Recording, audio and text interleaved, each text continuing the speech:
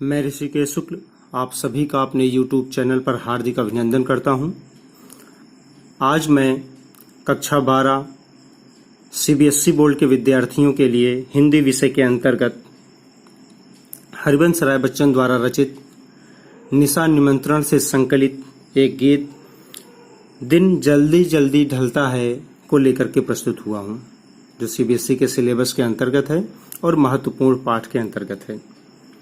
दिन जल्दी जल्दी ढलता है यह गीत हरिवंश राय बच्चन द्वारा रचित निशा निमंत्रण से संकलित है। विद्यार्थियों, हम ये जानते हैं कि कोई भी कवि वो कहीं न कहीं अपनी रचनाओं में जीवित रहता है। कवि की कविता को अगर समझना है तो निश्चित रूप से हमें उस कवि के विषय में थोड़ा बहुत जान लेना अति आवश्यक होता है।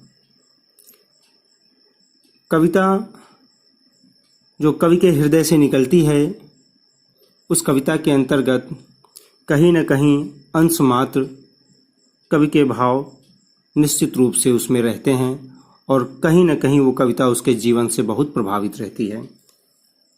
तो हम देखते हैं कि ये दिन जल्दी जल्दी ढलता है कविता निशा निमंत्रण से संकलित है, जो हरिवंश राय बच्चन जी की श्रेष्ठ कृति है। हरिवंश राय बच्चन जी का 2 विवाह हुआ था। प्रथम विवाह उनका श्यामा जी के साथ हुआ था, जिनका निधन 1936 ईस्वी में हो जाता है, और दूसरा विवाह उनका 1941 ईस्वी में तेजी सूरी जी के साथ होता है, जिनका बाद में नाम तेजी बच्चन पड़ता है, जो कि रंगमंच और गायन के क्षेत्र में से संबंधित रहती हैं। अब ये 1936 से लेकर के 1941 के बीच में ही उन्होंने निशा निमंत्रण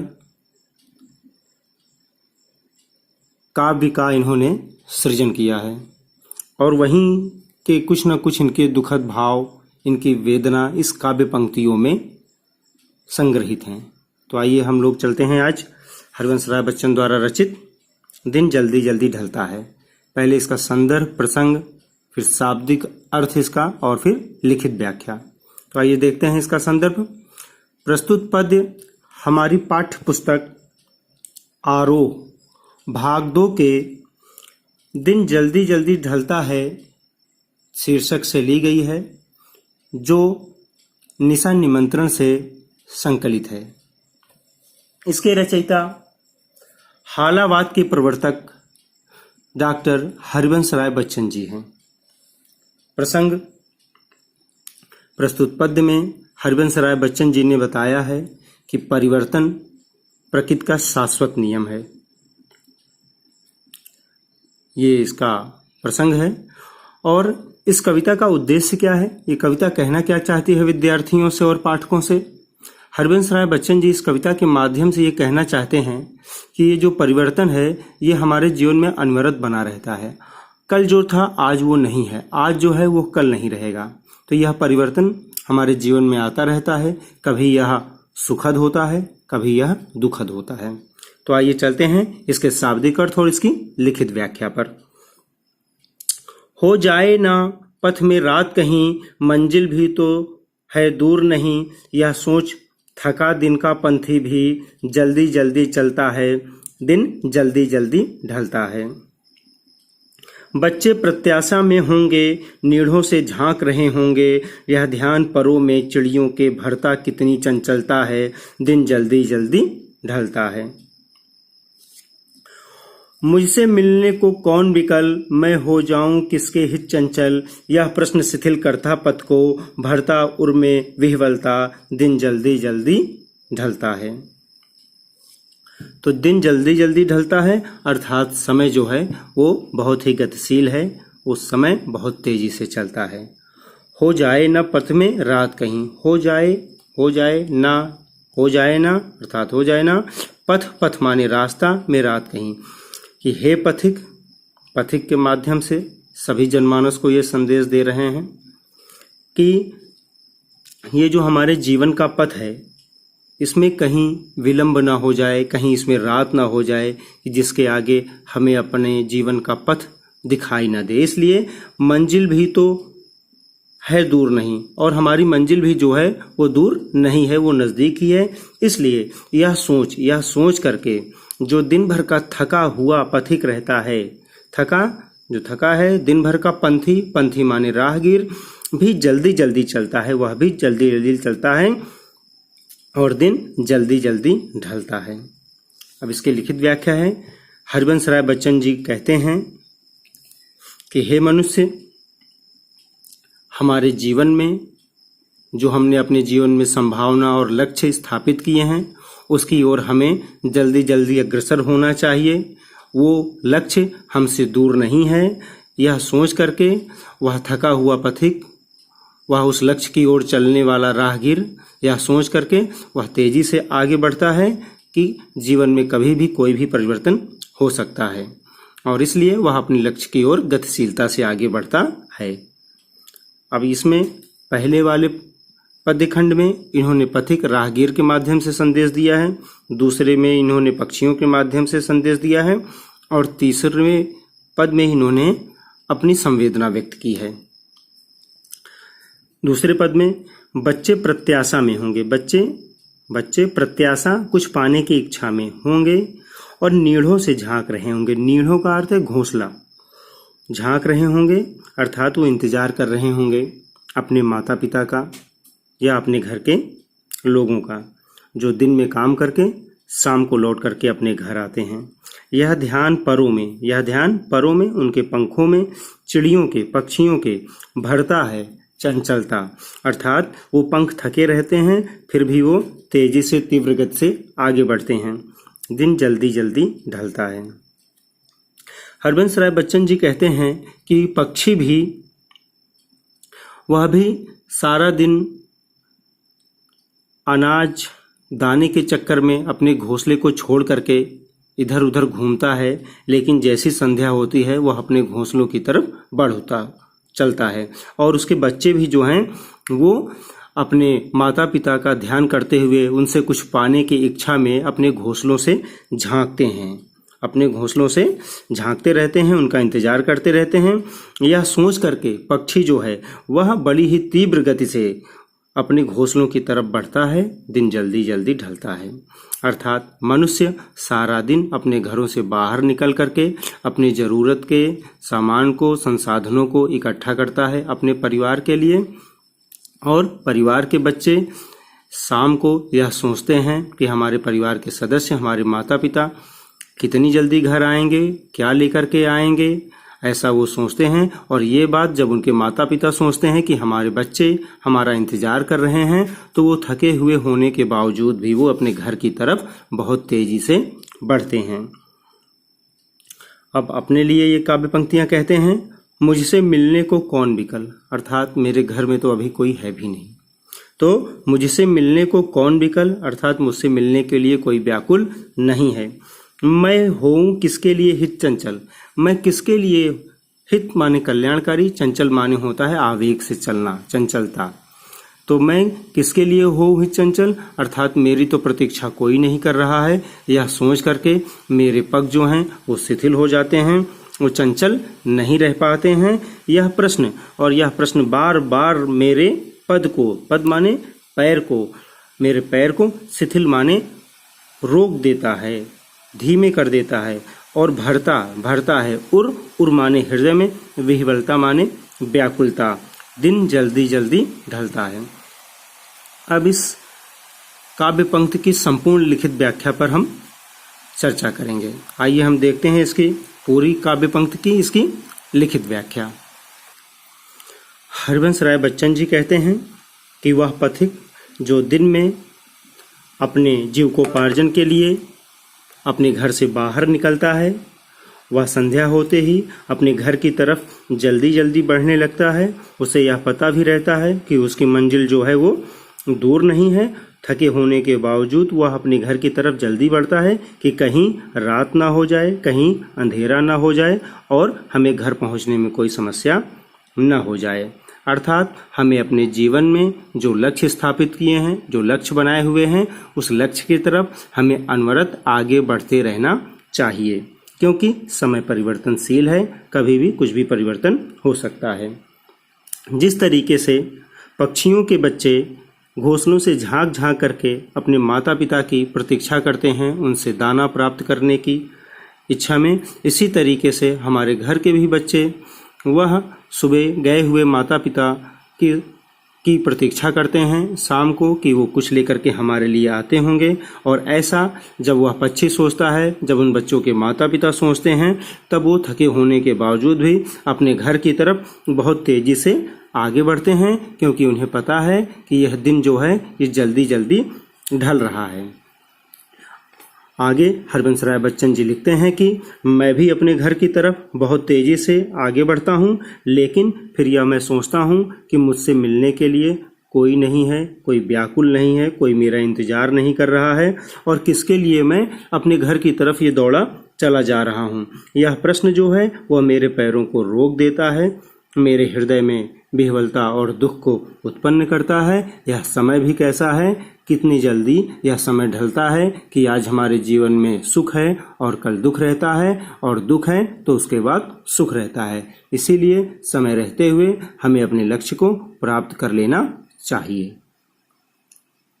अब हम देखेंगे इसके प्रश्नोत्तरों को।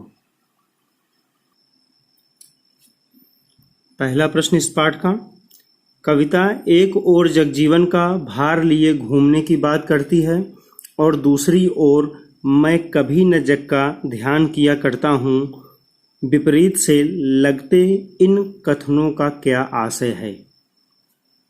अर्थात हरबंस राय बच्चन जी एक तरफ कहते हैं कि मैं इस सांसारिक भार को लेकर के घूम रहा हूँ, और दूसरी तरफ कहते हैं कि मैं इस संसार का ध्यान नहीं करता हूँ।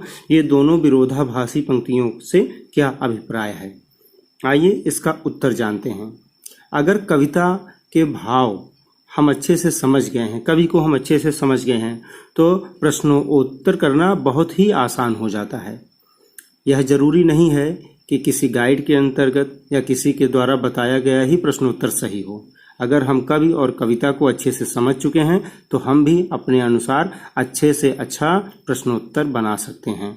इसीलिए विद्यार्थियों, सबसे पहले हमें अपने ऊपर विश्वास होना चाहिए, क्योंकि मैंने भी काव्य पंक्तियों की व्याख्याओं को कई किताबों में देखा है, और जितनी किताबों में मैंने इसके प्रश्नोत्तर देखे, इसकी व्याख्याएं देखी, सब में मुझे समानता नहीं मिली। कुछ न कुछ अलग सब ही दिखाई दिए हैं, लेकिन कहीं न कहीं सबके भाव आपस में मिलते रहते हैं।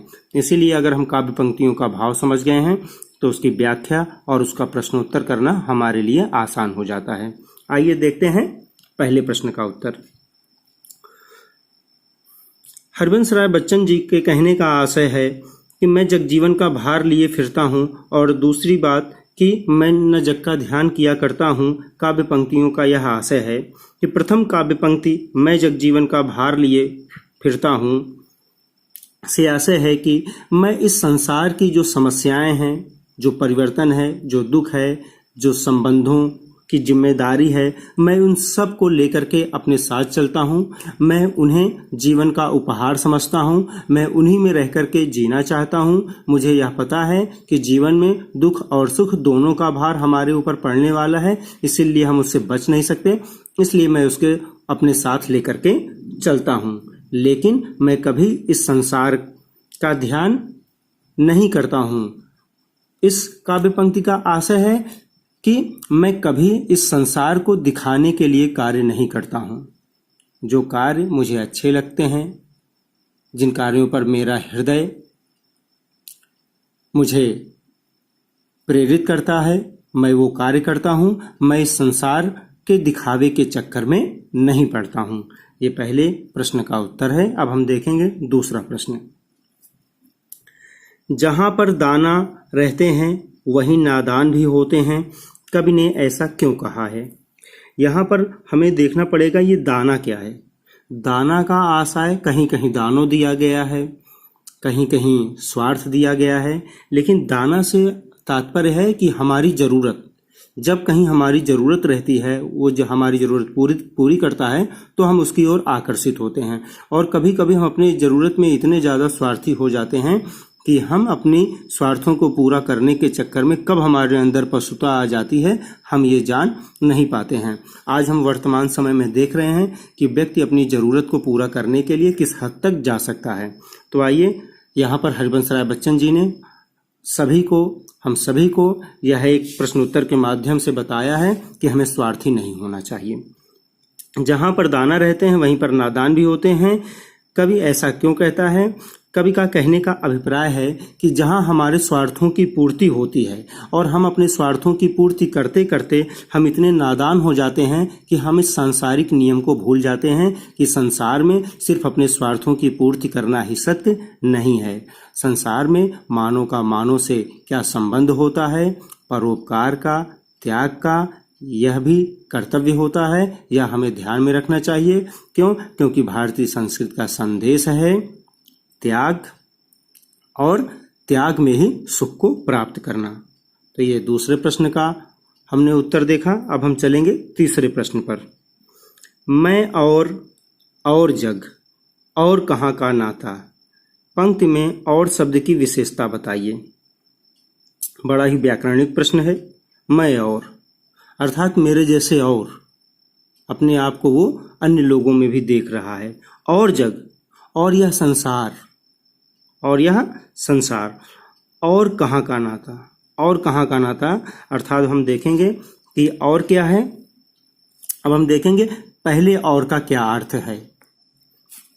पहले और का अर्थ मैं और अपने लिए कहा गया है, अपने स्वभाव के लिए कहा गया, अपने गुण के लिए कहा गया, अपने जैसों के लिए कहा गया है। और दूसरे और का अर्थ है समुच्चय बोधक। समुच्चय बोधक अव्यय होता है।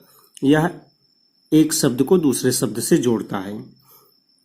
और तीसरे और का अर्थ है अलग होने के लिए, अर्थात मेरा और इस संसार में अलगाव है, नाता बहुत कम है। तो यहाँ पर हम देखते हैं और शब्द 3 बार आए हैं। पहला और अपने स्वभाव के लिए, अपने गुण के लिए, अपने जैसों के लिए, और जो दूसरा और है वो समुच्चय बोधक है, वो जोड़ रहा है। और तीसरा और अलग करने के लिए है। तो यहाँ और शब्द का 3 बार प्रयोग किया गया है। और जहाँ पर एक शब्द एक से अधिक बार आता है और उसका अर्थ भी अलग अलग होता है तो वहाँ यमक अलंकार होता है। तो इस पंक्ति में यमक अलंकार के गुण हमें दिखाई देते हैं। अब हम देखेंगे चौथा प्रश्न। शीतल वाणी में आग के होने का क्या अभिप्राय है। डॉक्टर हरिवंश राय बच्चन जी कहते हैं, शीतल वाणी में आग लिए फिरता हूँ। शीतल वाणी में आग होने का यह अभिप्राय है कि कवि अपने हृदय की काव्य पंक्तियों को बड़ी ही शीतलता और कोमलता के साथ गाता है।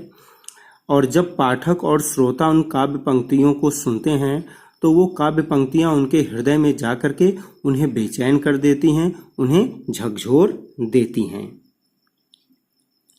5वां प्रश्न। बच्चे किस बात की आशा में नीड़ों से झांक रहे होंगे। बच्चे अपने माता पिता की प्रतीक्षा में, उनसे प्राप्त होने वाले दानों की इच्छा में वे अपने घोंसलों से झांक रहे होंगे। 6ठा प्रश्न। दिन जल्दी जल्दी ढलता है कि आवृत्ति से कविता की किस विशेषता का पता चलता है। दिन जल्दी जल्दी ढलता है कि आवृत्ति से कविता की किस विशेषता का पता चलता है। दिन जल्दी जल्दी ढलता है कि आवृत्ति से कविता की 2 विशेषताओं का पता चलता है। पहली विशेषता भाव से संबंधित है, अर्थात हमारे जीवन में जितनी जल्दी से सुख आता है उतनी ही जल्दी दुख आता है और ये सुख दुख का क्रम जल्दी जल्दी चलता रहता है। और दूसरा, जल्दी जल्दी आवृत्ति से कविता की व्याकरणिक विशेषता का पता चलता है, अलंकार की विशेषता का पता चलता है। जल्दी जल्दी में पुनरुक्त प्रकाश अलंकार है। ये आज हमने इसके पहला, दूसरा, तीसरा, चौथा, 5वां और 6ठा प्रश्न देखा। मैं आशा करता हूँ कि मेरे द्वारा की गई व्याख्या और प्रश्नों के उत्तर आप लोगों के लिए लाभकारी होंगे और आसानी से समझ में आ गए होंगे। अगर मेरे द्वारा की गई व्याख्या आपको अच्छी लगती है, मेरे द्वारा किए गए प्रश्नोत्तर आपको अच्छे लगते हैं, तो निश्चित रूप से आप कमेंट करके बताइए और भी अपने साथियों को इसे शेयर करें और सब्सक्राइब करने के लिए कहें। जैसे जो मैं वीडियो डालता रहूं वो आपके पास आसानी तक पहुंचता रहे। धन्यवाद।